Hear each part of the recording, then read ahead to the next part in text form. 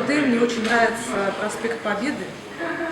Вот это место, оно такое спокойное, тихое, и мне всегда кажется, что там какая-то аура не местная, ну, то есть не провинциальная.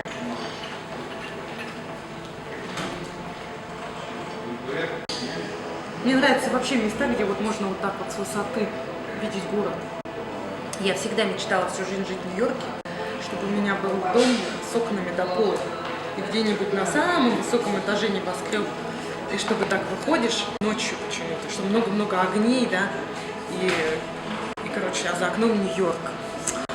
Вот мечта. Это у меня с общежития еще, когда я училась в Омске в университете, там тоже я жила в общаге на 8-м этаже. И выходишь, там Иртыш был, и другой берег Иртыша, эти высотные здания, и все в огнях. У меня мечта была о том, когда-нибудь я буду жить в Нью-Йорке. И там будет не город Омск, а город Нью-Йорк за окном. Вот. Ну, пока эта мечта осталась мечтой. Ну вот в Улан-Удэ все места, которые позволяют видеть город с высоты хотя бы птичьего полета, мне очень нравятся.